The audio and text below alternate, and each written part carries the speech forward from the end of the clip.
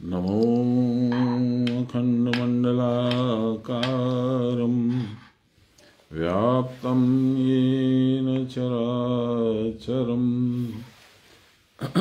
तत्पदं दर्शितं येन तस्मै श्रीगुरवे नमः।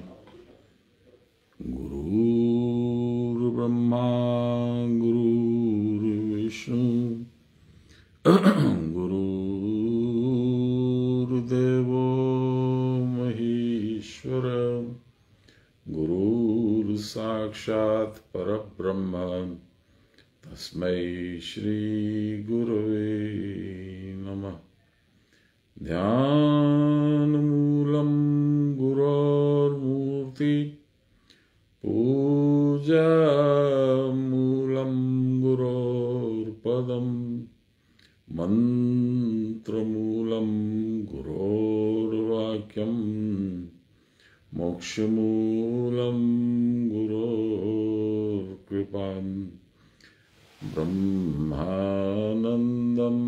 परमसुखदं केवलं ज्ञानमूर्तिं द्वन्द्वातीतं गगनसदृशं तत्त्वमस्यादिलक्ष्यम् एकं नित्यं विमलमचलं सर्वदा साक्षिभूतं भावातीतं त्रिगुणरहितं सद्गुरुं तं नमामि सद्गुरुं तं स्मरामि सद्गुरुं तं भजामि।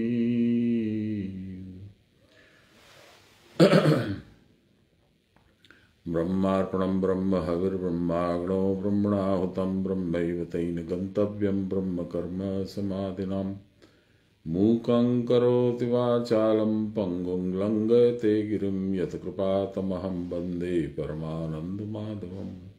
नमो श्री ब्रह्म विद्यां योगशास्त्रे नमः श्री गुरुचरण कमलेभ्यो नमः श्री कृष्णाय नमः।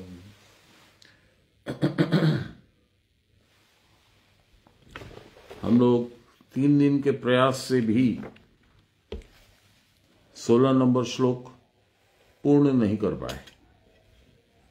आशा है आज हो जाना चाहिए। बोलते क्या है 16 नंबर श्लोक में? पहले तो बताया कि शरीर और उसके साथ में जितनी इंद्रियां हैं वो सारी मिल करके कर्म के लिए प्राणी को उद्यत करती है। ये बताया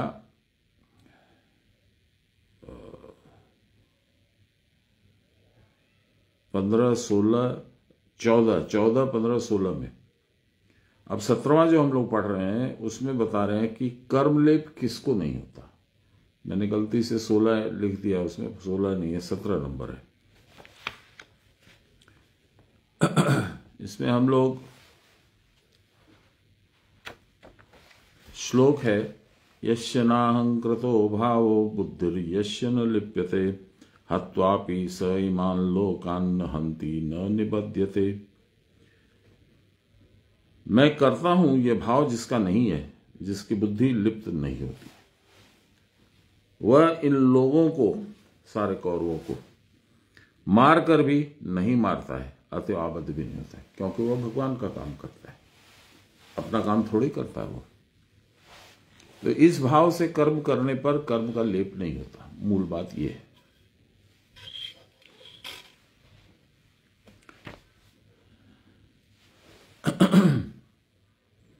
जीव जब अपने निकेतन की ओर यात्रा करता है तभी से उसके साथ उसके भाव शुद्ध होने लगते हैं।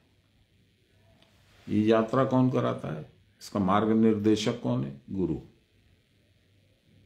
इतने हम उन्नत नहीं है कि स्वतः भगवान उसकी प्रेरणा हमको दे, हालांकि वो चेष्टा फिर भी करते हैं, पर हम उस भाव को निरादर करते हैं, उसको इग्नोर करते हैं, असुना करते हैं और हम लोग आगे बढ़ते जाते हैं संसार के पथ में। साधारणतः ये देखा गया। इक्का दुक्का ऐसे लोग हैं जैसे मोदी, वो भगवान की भाव से, भगवान की प्रेरणा से, भगवान की इच्छा से कर्म किए जाते हैं। क्रमशः मनुष्य जितना अग्रसर होता है उतना ही वो शुद्ध से शुद्धतर होता जाता है। इस प्रकार विशुद्धता के उच्च स्तर में प्रतिष्ठित होने पर उस विशुद्ध सत्व के भीतर से सर्वांतरमयी, सर्वांतरयामी ईश्वर का पता लगता है। ये सब हम लोग पढ़ चुके थे। क्रिया के द्वारा जब ये प्रज्ञान धन अवस्था प्राप्त होती, कौन सी प्रज्ञान धन अवस्था? वो बोलते हैं स्वयं वह ब्रह्म स्वरूप हो जाता है, सारे दृश्य प्रपंच तिरोहित हो जाते हैं और एक ब्रह्म मात्र अवशिष्ट रहता है। इसी अवस्था को लक्ष्य करके मांडुक्योपनिषद ने कहा है, एष सर्वेश्वर एष सर्वज्ञ एषो अंतर्यामेश योनि सर्वस्य प्रभवाप्ययो ही भूतानाम। यही सर्वेश्वर है अथवा सर्व जगत का ईश्वर या शासन करता है। यही सर्वज्ञ है, सबको जानने वाला, सब कुछ जानने वाला। यही अंतर्यामी है जो अंतर में निवास करता है, हर एक प्राणी के अंतर में निवास करता है। यही सबकी योनि है, उत्पत्ति स्थान, और यही चराचर जगत की उत्पत्ति और प्रलय दोनों का कारण है। तो यह अवस्था जब आती है, यानी क्रिया के द्वारा जब यह प्रज्ञान धन अवस्था होती है, तब उस अवस्था में साधक सब कुछ जान सकता है। क्रिया के द्वारा क्रिया के फलस्वरूप पहले स्थैर्य आकर उपस्थित होता है, स्थिरत्व, चंचलता लोप हो जाती है। अधिक क्षण तक रहने वाली घंटा ध्वनि सुनाई पड़ती है, टोंग टोंग टोंग। वह घंटा ध्वनि अधिक काल तक स्थायी होने पर स्थैर्य भाव की वृद्धि करती है और बढ़ाती है,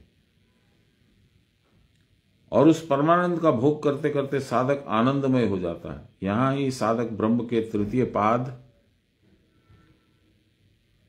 के साथ परिचित होकर समझ पाता है कि प्रज्ञानम ब्रह्म क्या वस्तु है। इस अवस्था को प्राप्त साधक प्राज्ञ कहलाता है। एक लड़कियों का बहुत प्रचलित नाम है प्रज्ञा। साध्वी प्रज्ञा भी एक थी जिनको कांग्रेस बहुत प्रताड़ित की थी। पश्चात हृदय ग्रंथि भेद करने पर सर्वम ब्रह्म में जगत का भाव बोध होता है। वहां मन और इंद्रियों की वृत्तियां ब्रह्म में लीन हो जाती हैं। प्राणायाम आदि साधन के द्वारा यह निरोध शक्ति बढ़ती है। प्राण के निरोध होने पर मन अपने आप निरुद्ध हो जाता है। क्यों बोलिए? बहुत सिंपल है। प्राण के निरोध होने से मन जो आत्मा का एक विकार है मात्र, वो लेकिन आत्मा के जितना ही बलिष्ठ है करीब करीब, वो प्राण के द्वारा ही निर्मित होता है। वह विकार प्राण की चंचलता के द्वारा। अब प्राण जब निरुद्ध हो गया, बंद हो गया, स्थिर हो गया, मन अपने आप दब जाएगा, जहां से निकला वहीं डूब जाएगा। प्राण का निरोध होने पर मन अपने आप निरुद्ध हो जाता है। मन प्राण की ही तो छाया है। वाम नाड़ी ईड़ा, दक्षिण नाड़ी पिंगला ही चंद्र सूर्य नाम से अभित होती है। प्राण चेष्टा जब इन दोनों मार्गों का त्याग करती है, न ईड़ा न पिंगला, बीच में सुषुम्ना, उसी में जाती है, तभी साम्यावस्था प्राप्त होती है। तब यह समझना चाहिए कि सुषुम्ना में स्थिति हो गई। चित्त भी तब इधर उधर नहीं दौड़ता है। प्राण जब सुषुम्ना में प्रवेश करके स्थिर होता है, तब राग द्वेष आदि पशु धर्म नहीं रहते। आगे इस अध्याय में श्री भगवान सर्वधर्म त्याग, मैंने इस पर चर्चा भी की थी, सर्वधर्म त्याग का अर्थ क्या है। क्योंकि साधक को ईड़ा पिंगला सुषुम्ना के परे जाना पड़ेगा। सुषुम्ना तो सतोगुण का उत्पादक है, गुणों के अतीत जाना है, सतोगुण को भी पीछे छोड़ देना है। इस अवस्था को ही अमावस्या कहते हैं, जहां कोई रोशनी ऐसी नहीं होती। अमावस्या में ही जगन माता महाकाली की पूजा प्रशस्त है। तब सूर्य के साथ चंद्र एक राशि में एकत्र वास करता है, तभी अमावस्या होती है। अमासह वसतः चंद्राको अत्र। सूर्य प्राण है, चंद्र मन है। इन दोनों नाड़ियों में जब प्राण प्रवाहित होता है तभी जीव भाव या बद्ध भाव बंधन होता है। चंद्र, मन और सूर्य प्राण ये दोनों जब तक पृथक पृथक रहते हैं तब तक देहात्म बोध नष्ट नहीं होता। जब चंद्र नाड़ी स्थित शक्ति इड़ा सूर्य नाड़ी स्थित शक्ति पिंगला के साथ मिलती है, अर्थात जब मन और प्राण एक हो जाते हैं, तब सृष्टि क्रिया निरुद्ध हो जाती है। वही बात है जो हम लोग पहले बोल चुके हैं कि प्राण के निरुद्ध होने से मन भी निरुद्ध हो जाता है। उसी बात को दूसरे शब्दों में बाबा ने बताया। इसी का नाम है प्रलय। सृष्टि बंद होगी तो प्रलय हो गया। यह शिव शक्ति सम्मिलित अवस्था ही अमावस्या की काली पूजा या साधक की चिताकाश में स्थिति है। ऐसी स्थिति होने पर वह स्वयं आनंद रूप होकर परमानंद समरस सिंधु में निमज्जित हो जाता है। यही है परम गुरु की निज शक्ति के साथ संयुक्त होना।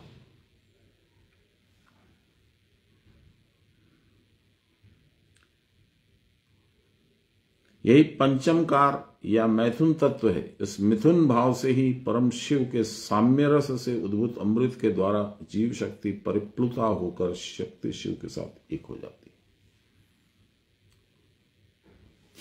तब सृष्टि क्रिया नहीं रहती। यही राधा कृष्ण का युगन मिलन है। इस मिलन रस का अनुभव करने के लिए वैष्णव लोग श्री राधिका के अनुगामी होकर साधना करते हैं। सारी इंद्रिय शक्तियां अंतर्मुखी होकर जब अलक्ष्य के देश में गमन करती हैं, जहां कोई लक्ष्य नहीं है, वहां कुछ है नहीं, तो लक्ष्य किसको करिएगा? इसलिए अलक्ष्य का देश। तभी गोपांगना रूपी इंद्रियां कृष्णाभिसार में प्रवृत्त होती हैं। इस अभिसार की पूर्णता में ही जीवन की वास्तविक परिसमाप्ति होती है। यही असीम के साथ ससीम का मिलन है। 18वां श्लोक। कर्म का प्रवर्तक और क्रिया का आश्रय।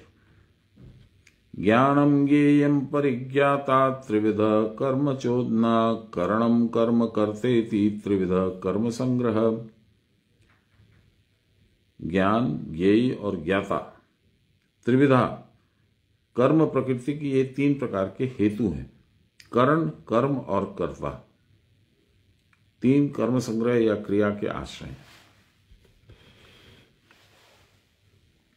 आध्यात्मिक व्याख्या। लाहिरी बाबा बोलते हैं, ज्ञान माने जानना, ज्ञेय माने वह वस्तु जिसके बारे में जानना है या जाना जा रहा है, ज्ञेय, और ज्ञाता जो जानना चाह रहा है या प्रयास में है, वो जो जानेगा वह आत्मा। यही 3 कर्म कथित हुए, अर्थात क्रिया करके कुटस्थ ब्रह्म का ज्ञान, अपने ही होना अर्थात क्रिया के परावस्था में हुआ कर्म, करण माने क्रिया करना, कर्म क्रिया करके कुटस्थ ब्रह्म में जाना। इस आत्मा को जो कर्ता रूप में मानते हैं, क्रिया की परावस्था में मैं नहीं, तुम नहीं, क्रिया नहीं, अतएव कर्ता भी नहीं है।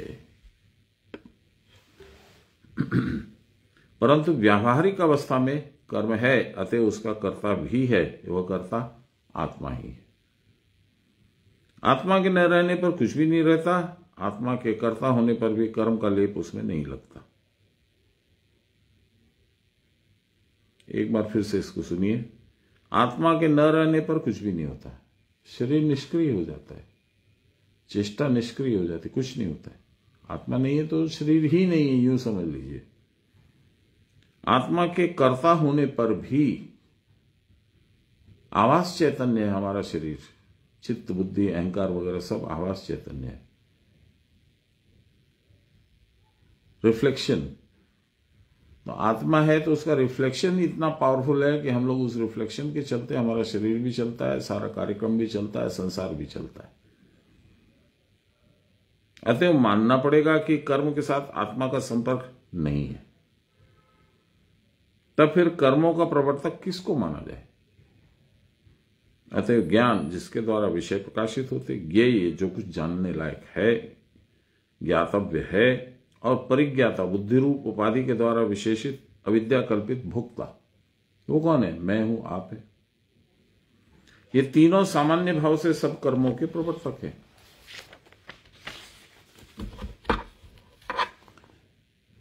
ज्ञान, ज्ञेय और परिज्ञाता, इन तीनों के संयोग से कर्म का आरंभ होता है। यही कर्म के प्रवर्तक हैं तथा कर्ता, कर्म और करण यही क्रिया के आश्रय। कर्ता चाहे आत्मा को मान लीजिए, चाहे अपने मान लीजिए, कि दोनों को मान लीजिए, ये कर्ता हो गया। कर्म साधन करना, और करण जिस चीज, शरीर के जिन अवयवों से, इंद्रियों से, हाथ से, पांव से, शरीर से जो आप करते हैं वो करण हो गए, इंप्लीमेंट्स, टूल्स। मान लो मैं योग तत्व जानना चाहता हूं और योगाभ्यास करना भी चाहता हूं। ऐसी अवस्था में पहले मुझे यह जानना पड़ेगा कि योग विषय है क्या, इसलिए ज्ञान। योग कितने प्रकार के हैं, कौन पद्धति मेरे लिए अवलंबनीय है, इसके संबंध में साधु लोग और शास्त्र क्या क्या कहते हैं, और इसकी भी धारणा होनी चाहिए। नहीं तो योग के नाम से अन्य कुछ अभ्यास होने लगेगा।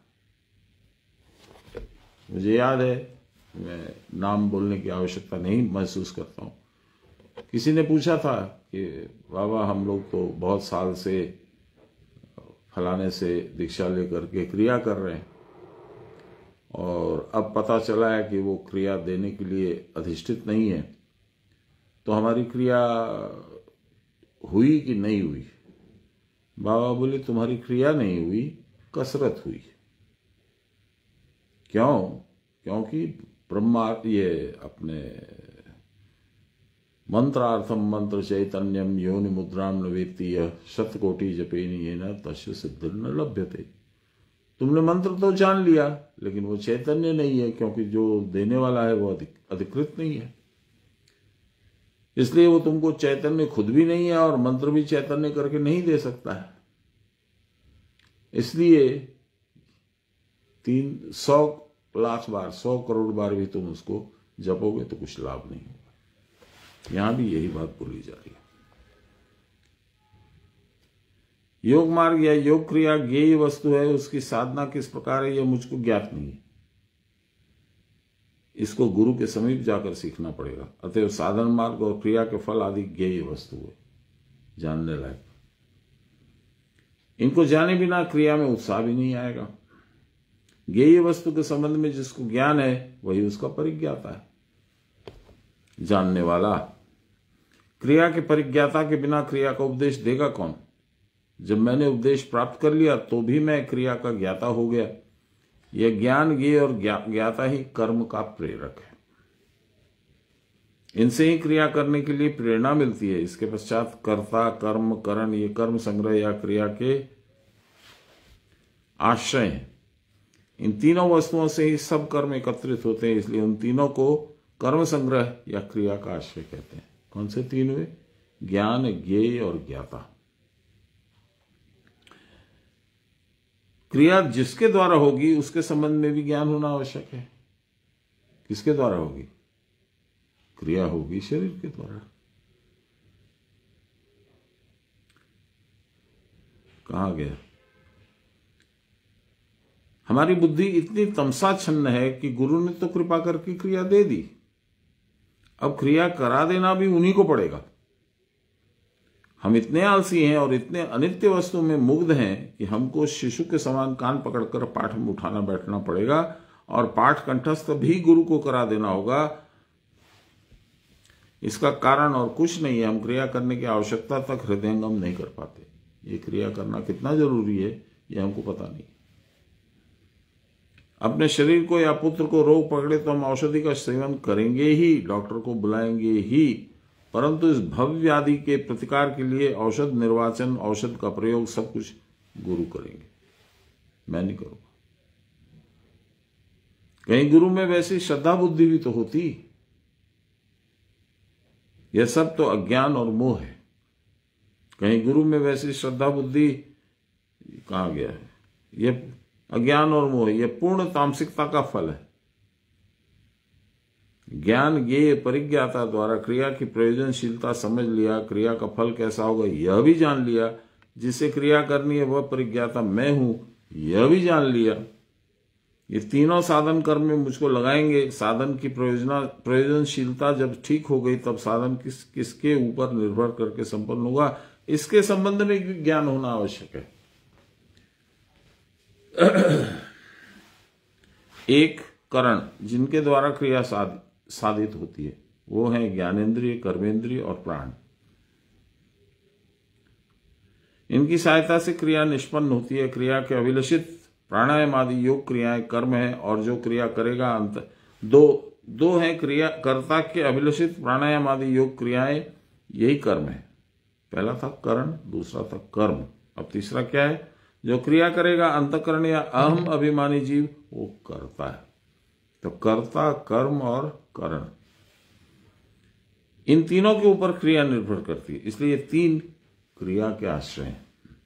क्रिया की प्रयोजनशीलता का ज्ञान और क्रिया कैसे करनी है इस संबंध में ज्ञान यदि न है तो फिर जैसे क्रिया नहीं ही हो सकती, वैसे ही क्रिया का आश्रय न रहने पर या आश्रयों के दोषयुक्त होने पर क्रिया साधन होने की संभावना नहीं। क्रिया का ज्ञाता और क्रिया करने वाला कर्ता दोनों एक ही व्यक्ति। मैं नहीं जानूंगा तो क्या करूंगा, और कर रहा हूं तो ज्ञान आएगा ही।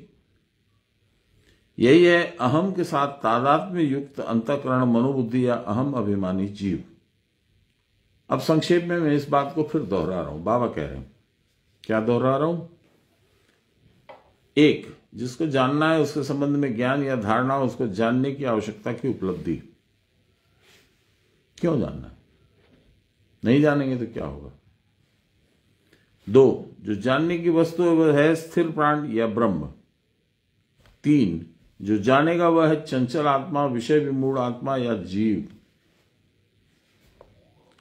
यही प्रकृत अहम या मैं के साथ तादात्म्य युक्त है। इस प्रकार क्रिया के आश्रय तीन है, जो क्रिया करेगा।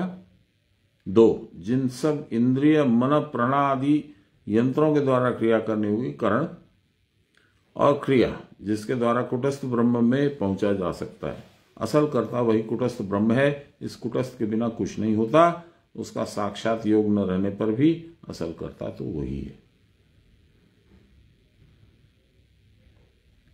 आत्मा को ही ज्ञेय कहा गया है। आत्मा ही जानने की वस्तु है। वह नित्य सर्वव्यापक चैतन्य स्वरूप है। वह नित्य सर्वव्यापक चैतन्य स्वरूप है।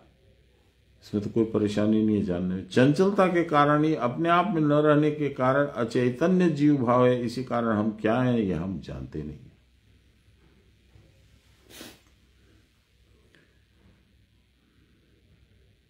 अतएव निजबोध नहीं होता।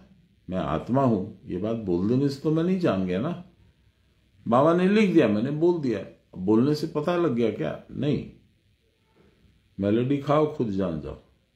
टाइम लगेगी, मेहनत लगेगी, क्रिया करना होगा।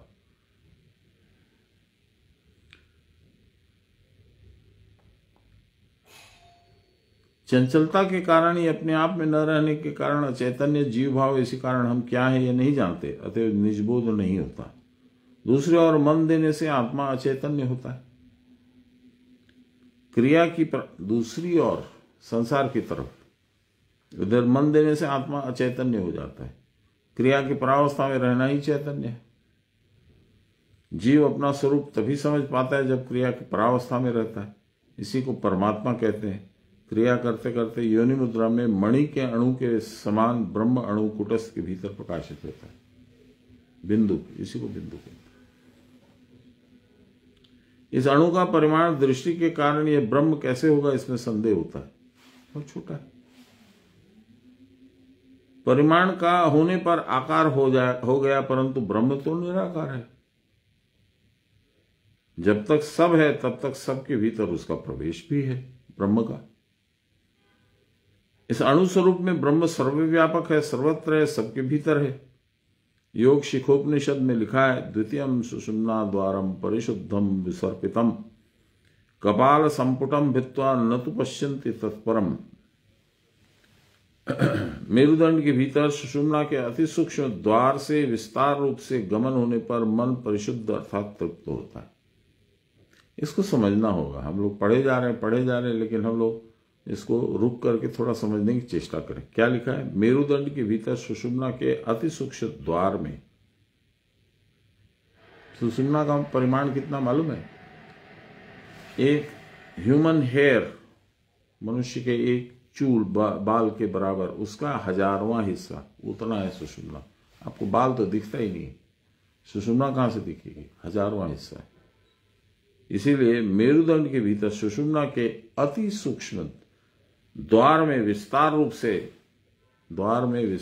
से गमन होने पर मन परिशुद्ध या तृप्त होता है। उस समय कपाल में दंडवत भार जान पड़ता है।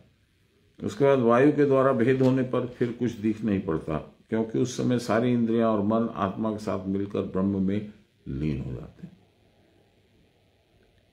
वही हो जाता है। तब फिर स्वयं रहता ही तो नहीं है, अतएव ब्रह्म पद प्राप्त होता है। तब ब्रह्म के सिवा और कुछ भी नहीं रहता। योग शिखोपनिषद में लिखा है, आदित्य मंडलम दिव्यम रश्मि जाल समाकुलम तस्य मध्य गतो वहनि प्रकाले दीपवर्तित्वत्।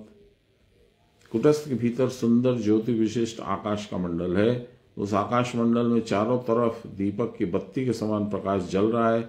उसके ही भीतर त्रिलोक है।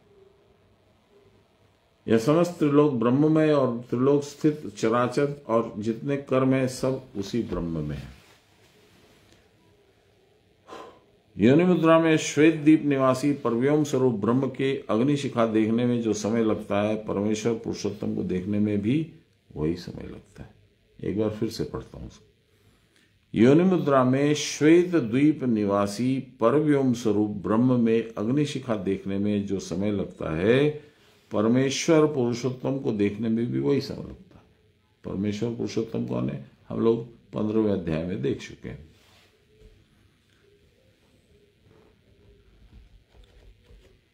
योगी लोग इसी प्रकार सूर्य कुटस्थ ब्रह्म को भेद करके योगाभ्यास की धारणा के द्वारा पुरुषोत्तम का ज्ञान प्राप्त करते हैं। यो असावसो पुरुष सो अहमअस्मि, यह आदित्य अंतर्गत पुरुष मैं ही तो हूं।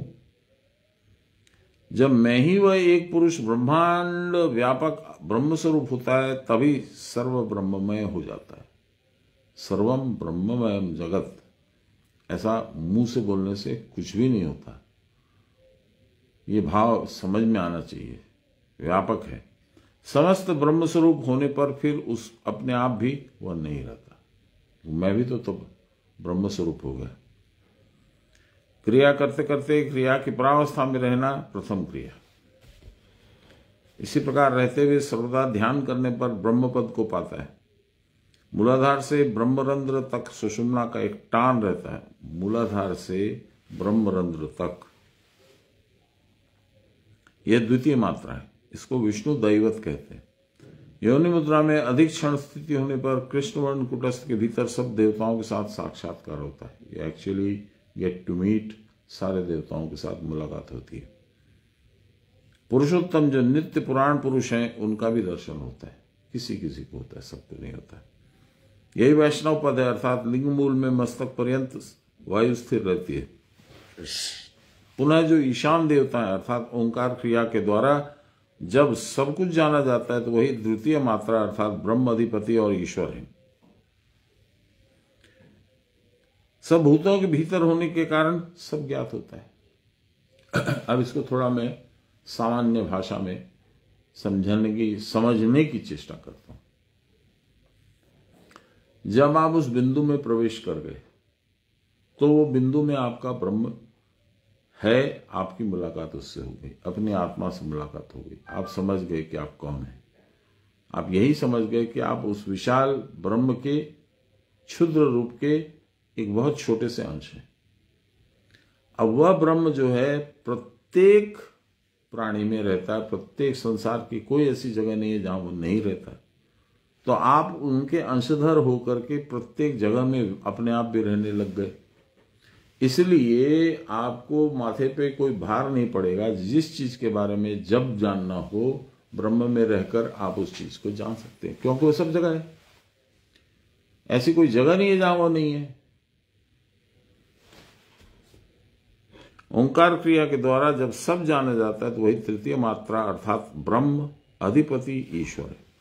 सब भूतों के भीतर होने के कारण, अभी बोला मैंने, सब भूतों के भीतर होने के कारण सब ज्ञात होता है। तब भस्म के समान वर्ण देखा जाता है। ये जो शिव जी की भस्मारती होती है, महाकालेश्वर,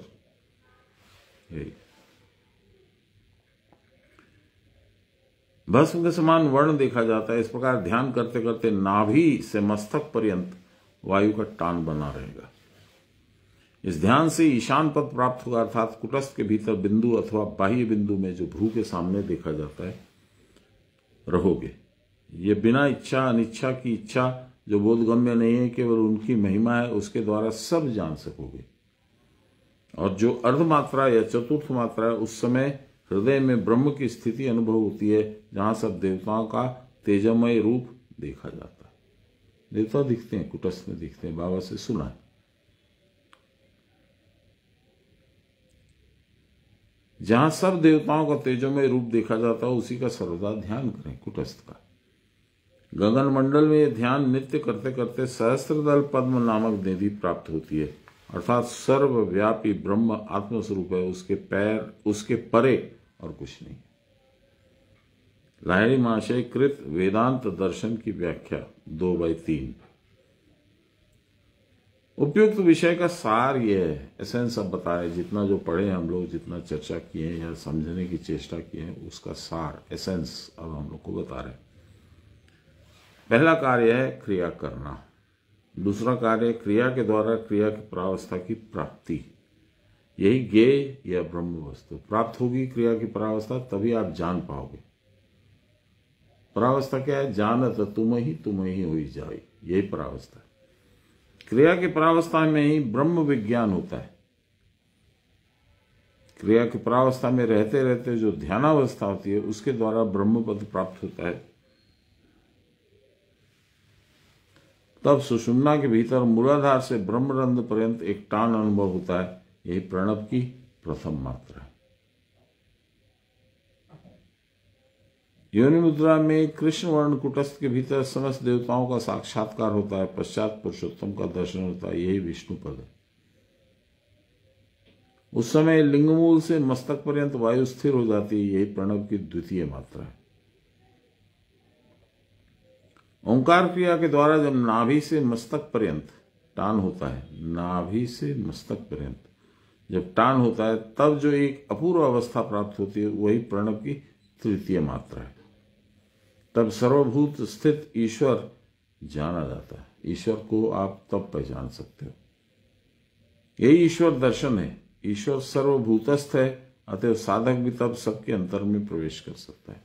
बाबा आपके अंतर में जाके नहीं आपकी बात सुन लेते थे या सुन लेते हैं, उनको सब मालूम कैसे पड़ जाता आप क्या सोच रहे हैं, आप क्या करने जा रहे हैं। यही है।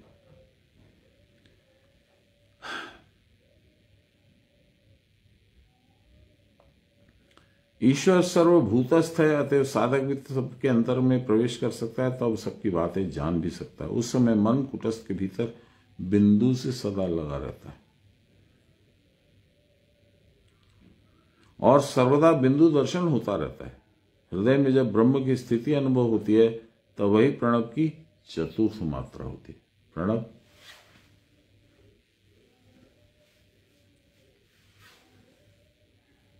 शुद्ध स्फटिक के समान वर्ण देखा जाता है। यही शिवरूप है। यही ध्यान करते करते सहस्त्र दल कमल में स्थिति अनुभव होती है। तब एक आत्मा ही परब्रह्म स्वरूप और सर्वव्यापी है, यह अनुभव पद प्राप्त होता है। अगला श्लोक 19वां। सांख्य मत से सब वस्तुएं त्रिगुणात्मक है और आत्मा निर्गुण। ज्ञान, कर्म और कर्ता के त्रिविध रूप। ज्ञानम कर्म च कर्ता च त्रिधैव गुण भेदता प्रोच्यते गुण संख्याने यथावत् शृणु तान्यपि। सांख्य शास्त्र में ज्ञान, कर्म और कर्ता सत्वादि गुणभेद से 3 प्रकार के ही कहलाते हैं। उनको भी यथ भाव से तुम सुनो। कौन बोल रहे हैं ये? भगवान कृष्ण बोल रहे हैं। किसको बोल रहे हैं? अर्जुन को।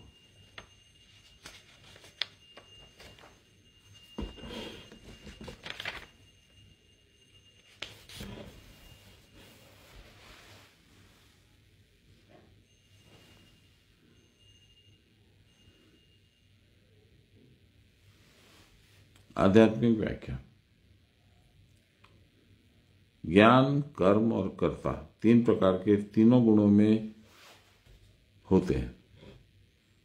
उनके सब गुण जिस प्रकार के जिस प्रकार के होते हैं उनको बतलाता हूं। लहरी महाशय इतना ही बोलते हैं। सान्याल बाबा बोल रहे हैं, आत्मा के अकर्ता होने पर भी गुण भेद से ज्ञान, कर्म और कर्ता की त्रिविध अवस्था होती है। यह कर्ता और ज्ञेय वस्तु आत्मा एक ही वस्तु नहीं है। कर्ता दूसरा है, ज्ञेय वस्तु दूसरी है। क्रिया के बिना कारकत्व संभावना नहीं होती, परंतु जो गुणातीत है उसमें फिर क्रिया की संभावना नहीं। आज पता नहीं मेरी तबीयत कुछ ठीक नहीं लग रही है, जवान भी लड़खड़ा रही है और मैं कंसंट्रेट नहीं कर पा रहा हूँ। शायद नींद का अभाव है, इसलिए मैं आज का यहीं समापन कर देता हूँ। आप लोग मुझे माफ़ करेंगे और कल हम लोग इसको फिर से पढ़ेंगे। बहुत बहुत माफ़ी चाहता हूँ। जय गुरु।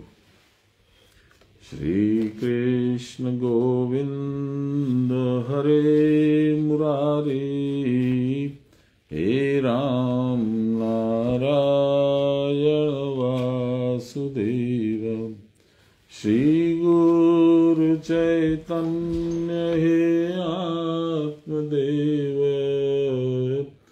हे मात दुर्गे हर विश्वनाथ, सर्वे भवन्तु सुखिनः, सर्वे सन्तु निरामया, सर्वे भद्राणि पश्यन्तु, मा कश्चित् दुःखभाग् भवेत्। असतो मा सद्गमय, तमसो मा ज्योतिर्गमय, मृत्योर्मामृतं गमय, आविराविमयी। बोलिए प्रेम से गुरु महाराज की जय, परम गुरुदेव की जय, परात्पर गुरुदेव की जय, परमेष्टि गुरुदेव की जय, आदि गुरुदेव की जय, गुरु माता की जय। हर हर महादेव। आज मैं बाहर गया था, वहाँ कोई रेस्टोरेंट में खाना खाने गया था। वो मुझे लगता है कुछ ठेसा ठेसी था, कुछ अभक्ष्य उसके साथ लगा था। रेस्टोरेंट में तो यही सब होता है, प्याज लहसुन का टच हुआ होगा या मांस मछली का पके हुए एक बर्तन में बनाया हुआ। मेरा मन भी घबरा रहा है और मुझे अच्छा भी नहीं लग रहा है। कल मिलेंगे। जय गुरु।